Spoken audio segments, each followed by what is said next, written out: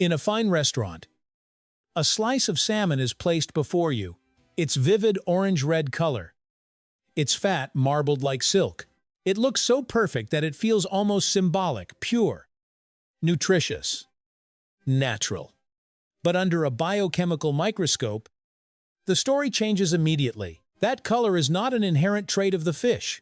It is the result of a chain of molecular reactions, an evolutionary history of muscle, and sometimes deliberate human intervention. Biologically, salmon flesh could naturally appear pale gray, similar to many white fish, if it lacked a single molecule astaxanthin. This creates a paradox.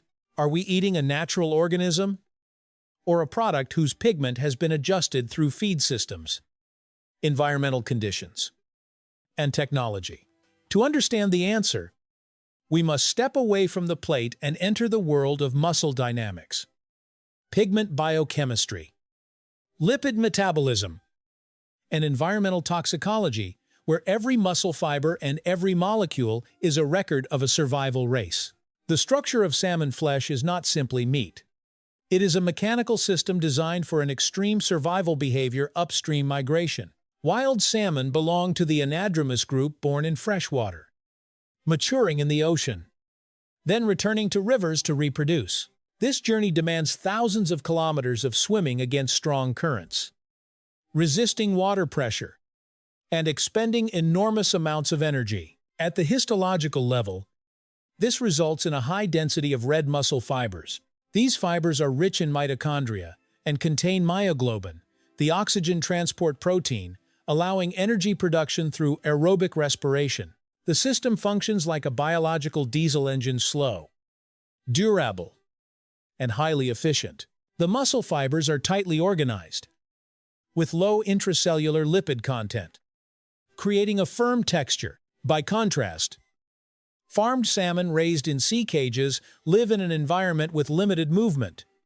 They do not fight currents, and they do not migrate. Their bodies shift into a sedentary metabolism. The result is lipid accumulation between muscle fibers, producing a marbling effect similar to beef. From a sensory standpoint, this makes the flesh softer and fattier. Biologically, however, it reflects a reality.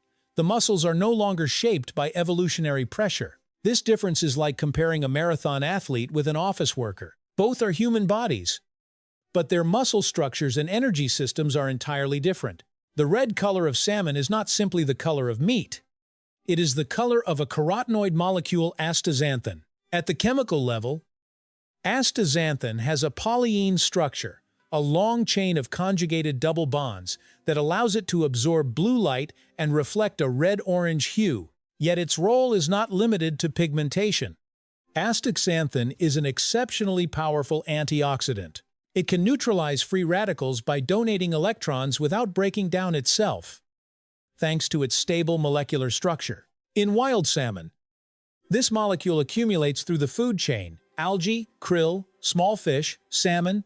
It acts as a chemical shield, protecting muscle cells from oxidative stress as the fish swims continuously. In industrial aquaculture systems, the natural food chain is replaced. Astaxanthin is added directly to feed, either in synthetic form or extracted from microalgae. Producers even use standardized color charts, Salmon, to adjust the shade of salmon flesh according to market demand. This raises a philosophical question when color is designed.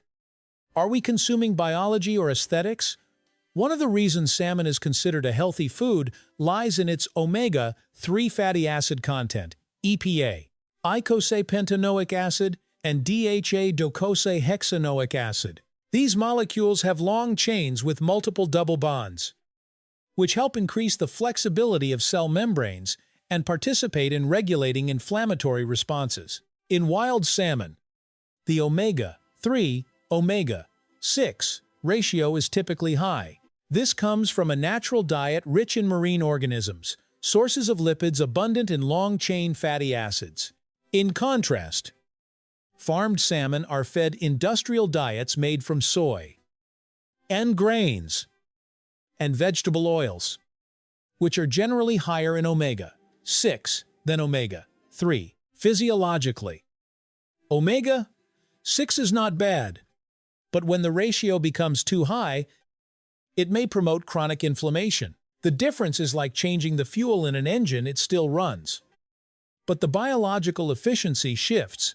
Paradoxically, farmed salmon often contain a higher total fat content.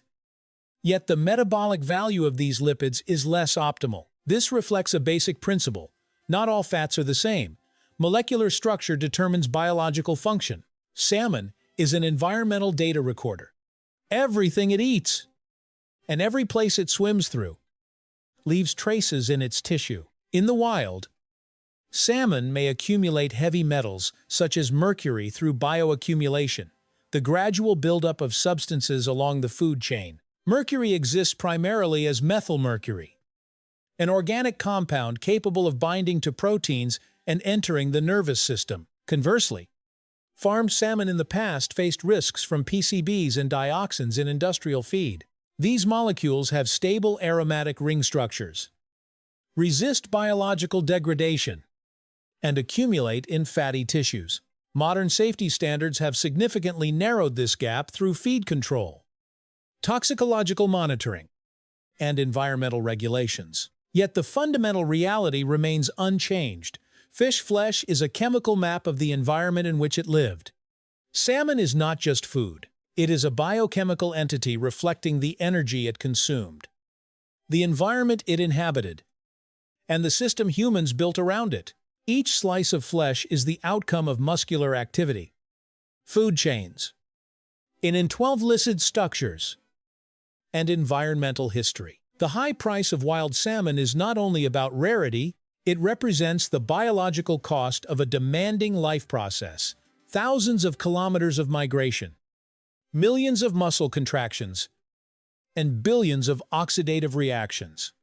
Farmed salmon, on the other hand, represents a different philosophy: control, optimization, and production. Not better, not worse, simply shaped by a different ecosystem and mechanism. And ultimately, the question is no longer which tastes better. The real question is, which biological system are you choosing when you choose a piece of salmon? In the modern world, every food choice is not only about nutrition, it is a statement about how we understand and intervene in nature.